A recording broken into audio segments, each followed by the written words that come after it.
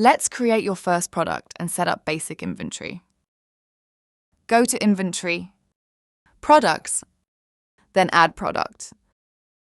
Enter a product code. Keep it unique and readable.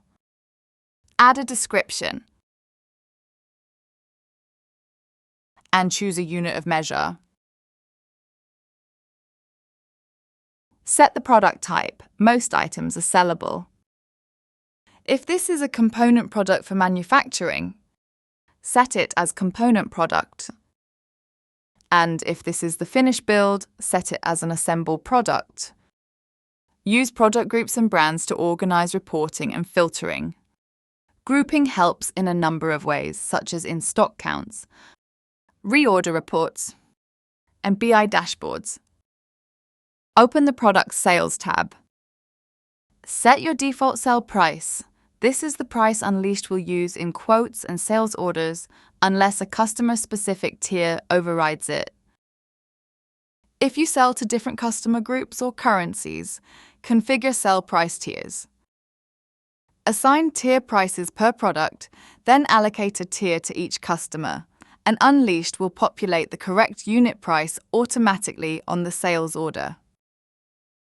If you're importing starting stock later, average landed cost will calculate as you receive or adjust stock. For now, set a sell price to use in quotes and orders. When setting up your products, you'll need to add initial stock. There are 3 main ways to do this. Method A, adding a stock adjustment. This is best for small numbers of products or one-off corrections. Method B, creating a purchase order. This is best for when you want supplier details and accurate landed cost. And Method C, import stock on hand. This is recommended for large initial inventory during setup. We'll start with Method A, creating a stock adjustment. Go to Inventory, Transactions, and Stock Adjustments. Click Add Adjustment. Next, you will need to select the warehouse that the stock adjustment is taking place in, and the reason for it, for example, new stock. Add the product, its quantity, and the value. Use a negative quantity to remove stock. For a value-only change, set the quantity as 0 and enter the value. Click Complete. This adds 400 units to your stock on hand and sets the initial average landed cost from the value.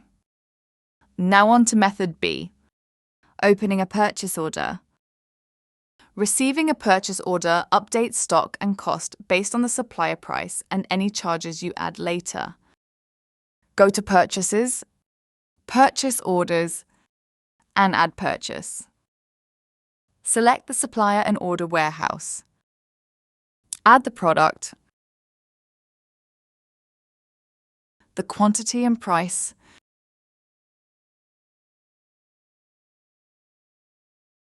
then place the purchase order. When goods arrive, open the purchase order and click Receipt, either partial or in full, then click Complete Receipt. Add freight charges if applicable to keep average landed cost accurate.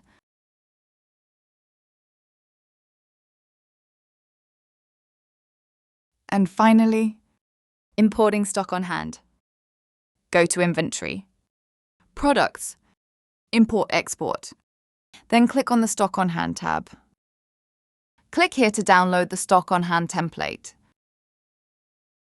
Fill in the product code, the warehouse code, stock on hand, and average land cost.